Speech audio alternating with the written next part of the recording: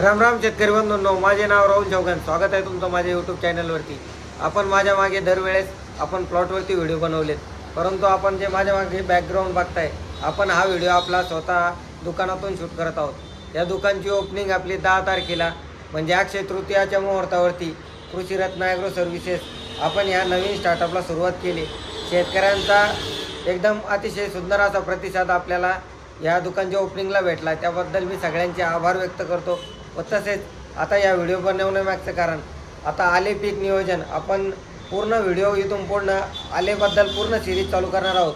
त्यामधील हा पहिला व्हिडिओ असेल हा व्हिडिओ असेल की आलेची लागवड कधी करावी आणि बेणे प्रक्रिया, या दोन्हींचं कॉम्बिनेशनवरती आपला आजचा व्हिडिओ ठरणार आहे। तर मी सांगतो तुम्हाला की आले कधी लावावे। तर आपण सध्याचे वातावरण बघता टेम्परेचर 38-40 गेलं होतं, परंतु मागील 2-3 दिवसात बऱ्याच ठिकाणी पाऊस झाला। तसेच टेम्परेचरही खालावलं, म्हणजे ढगाळ वातावरण सध्या आहे। परंतु पाऊस बघता आपण 1 महिना आणखीन पुढे बारिश आहे आपली। जर आपल्याकडे शाश्वत पाणी 1 महिना पुरेपर्यंत पाणी असेल तरच आपण आले पीक हे सध्या लागवड करावी, अन्यथा जास्त रिस्क घेऊ नये। कारण की आले पिकाला पाणी हा जास्त लागत असतं आणि उन्हाळ्या दिवसात जमिनीची पूर्ण भूक भागल्यामुळे आपल्याला जास्त पाणी जर आपल्याकडे असेल किंवा पाण्याचा स्रोत चांगला म्हणजे शेततळा असेल किंवा विहिरीचं पाणी चांगलं असेल तरच आपण आले पीक लवकर लावावे। लवकर लावत असताना आपण बेणे प्रक्रिया करणे हे अत्यंत आवश्यक आहे। कारण की आपण मागच्या वर्षीचे अंदाज बघता, मागच्या वर्षी कंदमाशी म्हणा, पिथियम म्हणा, फ्युजेरियम म्हणा, रूट नॉट आणि निमेटोड यासारख्या आपल्याला समस्यांना सामोरे जावं लागलं। त्या समस्यांची सुरुवात कुठून होते तर ती होते आपल्या बियाणापासून।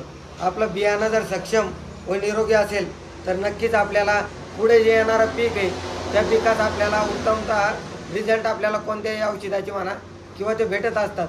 आपलं जर बियाणंच योग्य नसेल, म्हणजे आपण जे म्हणतो शुद्ध बीजापोटी फळे रसाळ गोमटी या वाक्याप्रमाणे फळ जर आपल्याला चांगलं पाहिजे असेल तर बियाणे हे चांगले लावणे आवश्यक असते। आता आपण बोलूया सीड ट्रीटमेंटवरती। सीड ट्रीटमेंट आपण 2 प्रकारे करू शकतो, एक बायोलॉजिकली आणि केमिकली। बायोलॉजिकली करत असताना आपल्याला ट्रायकोडर्मा व्हिरिडी आणि सुडोमोनास फ्लोरेन्सिस या 2 बॅक्टेरियांचा वापर करणे आवश्यक असते। ट्रायकोडर्मा व्हिरिडी सड, मळ, मुळकूज, रूट नॉट आणि सुडोमोनास फ्लोरेन्सिस नेमॅटोड व तसं बाकी इतर जे सॉईल बोर्न डिसीज आहे किंवा पॅथोजन जे सॉईलमधून येतात त्यांना नियंत्रित करण्यासाठी ट्रायकोडर्मा आणि सुडोमोनास हे उत्तमतः काम करत असते। व तसेच सॉईलची लाईफ वाढवण्यास ही सुद्धा मदत करत असते। त्यानंतर यामध्ये आपल्याला ह्युमिक ॲसिडचा वापर करायचा आहे सीड ट्रीटमेंट करत असताना। कारण की आपण सीड लावल्यानंतर लगेच त्याला पांढरी मुळीची वाढ होणं आवश्यक असते। पांढऱ्या मुळीसाठी आपल्याला ह्युमिक ॲसिडचा वापर करणे अत्यंत आवश्यक असते। त्यामध्ये आपल्याला ट्रायकोडर्मा 1 kg तसेच सुडोमोनास 1 kg पावडर फॉर्ममधलं आणि आपलं जे ह्युमिक ॲसिड आहे 500 ग्राम याचा प्रति आपल्याला 8 क्विंटल बेणं म्हणजे 1 एकरासाठी या घटकांचा वापर करायचा आहे। यानंतर आपण ही बायोलॉजिकल ट्रीटमेंट बघितली। आता आपण तसंच केमिकलमध्ये जर का विचार केला आपण सीड ट्रीटमेंटचा, तर इन्सेक्टिसाईड म्हणून आपण गावचूचा वापर करत असतो।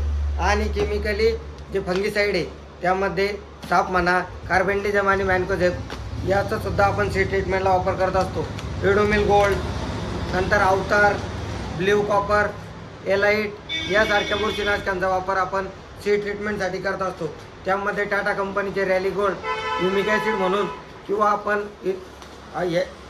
ह्युमिकचा वापर 500 ग्राम प्रति 8 क्विंटल बेण्यासाठी म्हणजे 1 एकराला आपला जे बेणं लागतं 7 ते 10 क्विंटल या बेण्याच्या ट्रीटमेंटसाठी आपण या इतक्या घटकांचा वापर हा बायोलॉजिकली म्हणा किंवा केमिकली करून आपल्याला सीड ट्रीटमेंट करणे अत्यंत आवश्यक असते।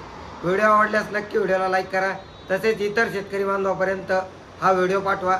आल्याचे दर हे एकदम सुधारित राहतील। यावर्षीसुद्धा आल्याच्या दरमध्ये आपल्याला हेच रेट बघायला भेटतील ही आशा व्यक्त करतो आणि नक्कीच माझ्या यूट्यूब चॅनलला सबस्क्राईब करा। धन्यवाद, आभारी।